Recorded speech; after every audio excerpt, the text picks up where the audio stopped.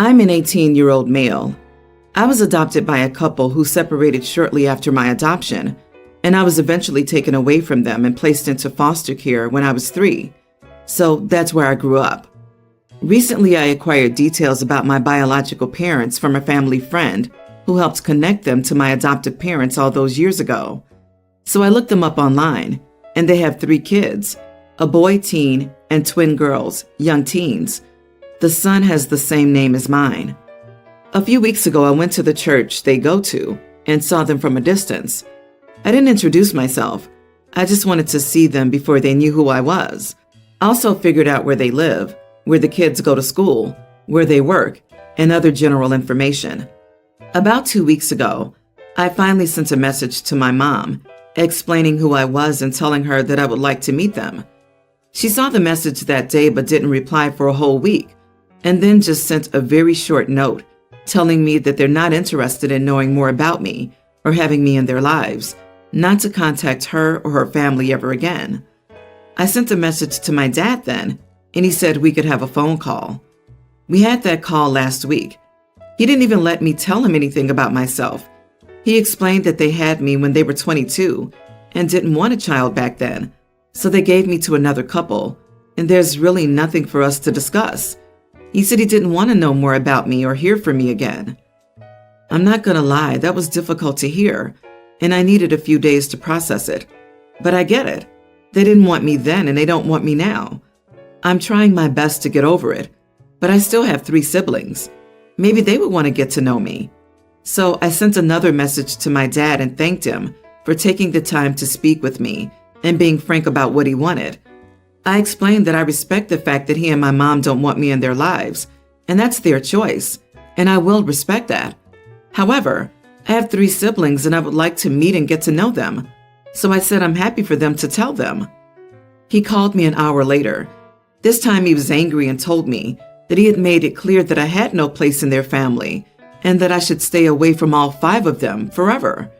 He said the kids don't know about me, and it'll stay that way.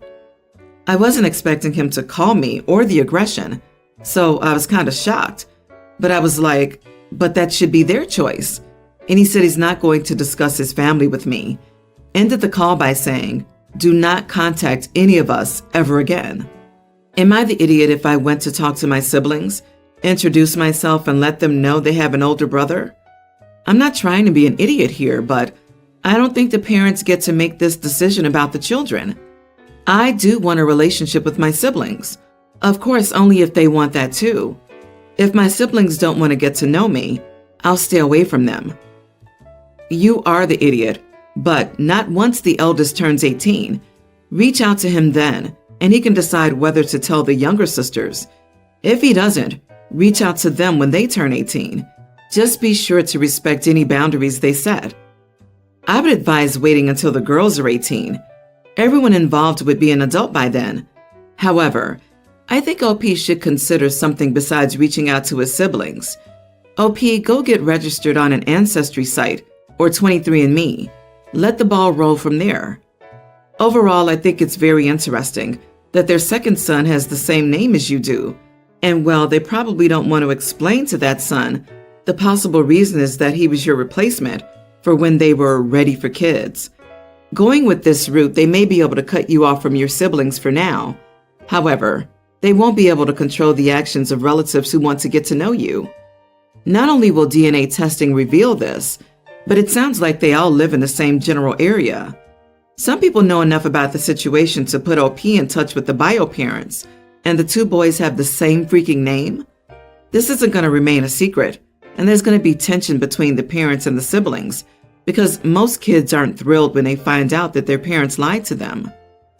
You are the idiot. You're prepared to upend children's lives to satisfy your desires and cause significant emotional distress. And for what? Do not contact them. Leave those poor children alone. And go get therapy for yourself. Sounds like you've been through a lot, and you're now looking for a quick fix, ready-made family. My girlfriend Jen, 19 female, and I, 19 male, are both done with school for the summer. She has a brother, young teen, and sister, tween. When she and I go somewhere like the beach or park, she wants to bring her siblings along. She says they'll spend the whole summer sitting around the house if she doesn't take them to fun places. Jen isn't working right now, but I am. So if we do something that costs money, I pay. Sometimes it's annoying because her siblings don't say thank you or show any appreciation and act like it's my job or expect it. Jen doesn't want me to tell their parents when they misbehave. Parents ask because she thinks they won't want to spend time with her. So basically, they can be as annoying as they want and nothing happens. Anyway, yesterday after work, we went to the beach. They weren't listening and were acting up the whole time. We all brought a bottle of water along. I finished mine before we left. Both kids still had most of their water left. When we were in the car, I said I'd be right back and ran to the pavilion to get a soda from the vending machine. I got myself a Mountain Dew and Jen a lemonade. They were like $4 each, so I definitely wasn't buying the kids one. When I returned to the car, I gave her the lemonade, and she asked if I got them sodas. I said no, they still have water left, and I'm not rewarding their bad behavior. Besides, last time they had soda, they left them back there half drank. My car isn't their garbage can. She gave them some of her lemonade. After we dropped them off, she said it's not my job to parent them. I said I wasn't parenting them, but I wasn't buying them a reward for acting up all day. She said you couldn't withhold food and drink from a kid when they misbehave. I said they both still had water. If they were thirsty, they had something to drink. She said, you know all kids want soda over water. That meant basically, ha ha, you don't get none. You were a bully to the kids. I said, when I was a kid and misbehaved, my parents wouldn't get me a treat. She said, yeah, your parents, but you're not their parent. I said, no, but it's my money, not our money, and gestured between her and me. And I didn't want to spend $8 on sodas they wouldn't finish. She said I was being an idiot and wanted to go home, so I took her home.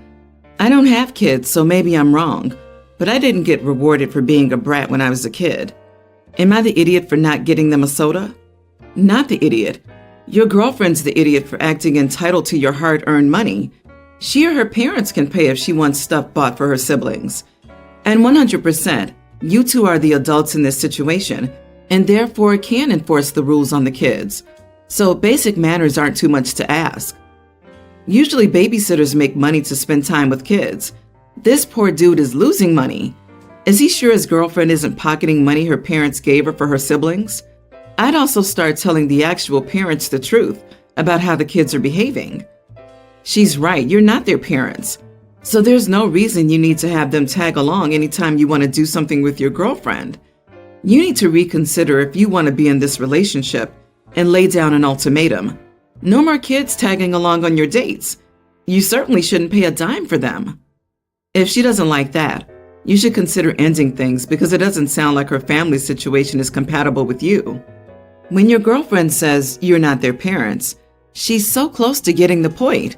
So close. They're using you and taking advantage of you. Stand up for yourself. My son is going to an expensive school next year, and I'm financially nervous about it. It's close to $16,000 a year after aid. I'm suddenly worried about providing for my younger sons. I'm a single dad, now that I have this financial monkey on my back. A few weeks before my son graduated, his class had an assembly where they gave out scholarship money. The money was raised from foundations or groups like Rotary. My son won 2 awards totaling $10,000. The problem was that we thought we were on the same page regarding the money. I said it was going to be used for school, and he agreed. I meant that it would be used to pay me back since I already paid for a school, and he meant that he would go to college with $10,000 to spend as he sees fit. Of course, he says that it's his money, and I'm saying it's not. It's for college, and since I paid for it, it goes to paying me back. I would never have to factor that money into everything if I had known he was getting it. I told him I was not messing around, and all I had to do was tell the teacher who was in charge of distributing money to send the check in my name. He will do it.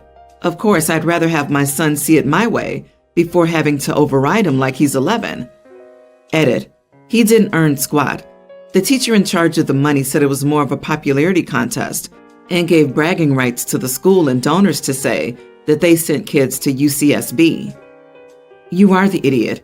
You should have had a serious conversation with your son about this long ago. Also, you saved this up for him to pay you back? Most parents save up a college fund for their kids for exactly that, to get them through college. That's it. No exceptions for their kids to pay them back. Sorry you had more kids than you planned for, but it's kind of crappy of you to expect your child to do that. Shouldn't you be happy that your kid made it to college, got those scholarships, and support him, instead of dogging him about money? Not the idiot. People who donated that money for the scholarship, I'm sure, did not intend for it to be used for whatever. They donated with the intention that it would be used for tuition, books, and room. I don't think the father has the right to the money, but it isn't the kid's money to do whatever he feels like with it. That is not in the spirit of a scholarship. You are the idiot. You also can't take claim of his scholarship money. If he's an adult, the money will be legally made out in his name.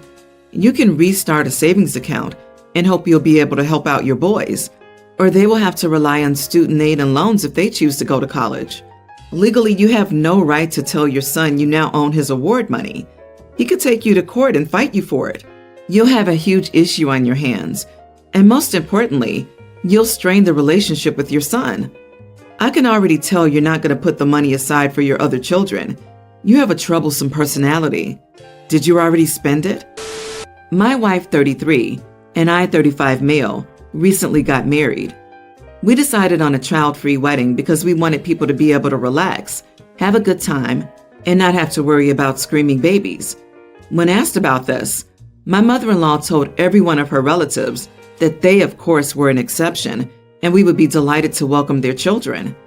By the time we learned of this, flights and hotels had already been booked, and mother-in-law threw up her hands and said, "Well, what was I supposed to tell people to do with their children?"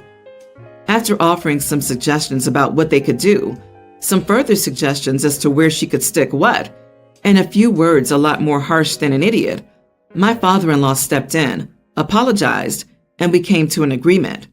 We would allow the children to attend, and mother-in-law and father-in-law would pay for all additional head counts. Everyone would be told that they were responsible for keeping their children under control, and if they didn't, they would be removed. This meant babies were to be brought into the cry room at the church if crying. Children were not to run around the reception, and no part of the ceremony was to be interrupted. I had the absolute right to have someone removed if their children were not under control. Mother-in-law took this to mean that if someone's kids were acting up, she'd have time to address it and fix things. I will admit, people were good for the most part. However, we had a few babies crying in the church. A few kids were being loud, but their parents controlled them and quieted them. Then came our first dance.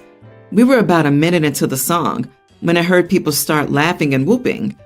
I looked over to see a child had run onto the dance floor and started dancing with her arms in the air. I recognized her as the 2-year-old daughter of my wife's cousin. I looked around for her mother and found her laughing and filming her daughter on her cell phone. We finished our dance and I walked over to the venue staff and instructed them to remove her and her daughter from the reception. 2 minutes later, my mother-in-law came flying over screaming that she didn't do anything wrong and I couldn't remove her. I replied that she'd broken the rules. This is why I didn't want children there, and she had to go. My wife agrees with me but feels bad that her cousin traveled from Louisiana and had to leave the reception. She also hates that her mother is not speaking to us anymore. Her mom says that I'm cruel, evil, and hate children. Father-in-law agrees that the rules were broken and I had the right to kick them out, but thinks a warning would have been appropriate. I contend that we only get one first dance, and knowing what would happen, rather than to try to control the situation, her cousin decided to laugh and film her daughter, ruining our first dance. Had she gotten her daughter off the dance floor immediately after it happened, I would not have done anything. Not the idiot. The cousin cared more about making a funny video than respecting your first dance at your wedding reception. You could have spent all night issuing warnings, or you could have enjoyed your reception. Instead, you chose to act quickly and then enjoy it. Your wedding, your rules. Your mother-in-law and wife's cousin are major idiots. Your mother-in-law should have told people to ask you and or your wife directly if she was uncomfortable telling them no children to begin with. And you're not wrong for asking the cousin and child to leave. I would be frustrated too if I didn't want children there, Made an exception, and then our first dance was ruined by a child.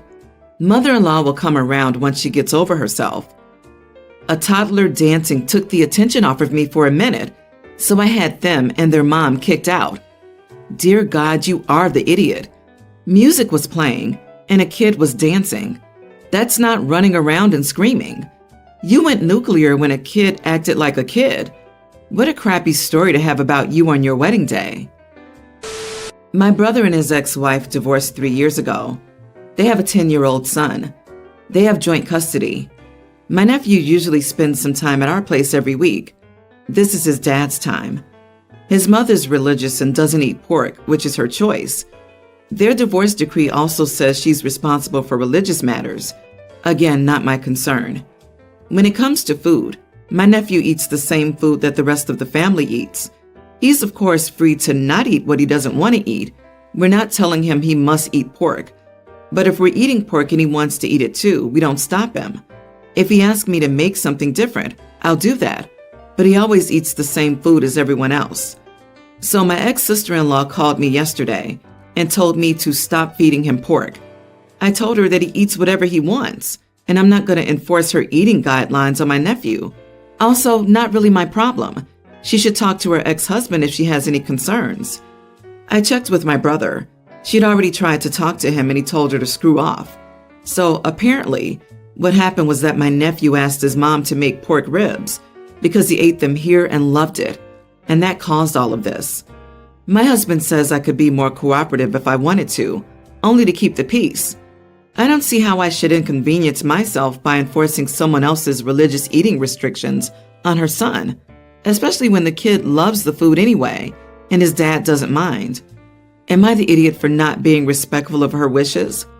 You are the idiot. It's a pretty simple request. Don't make pork on the day the kid comes over. Do you not eat anything else?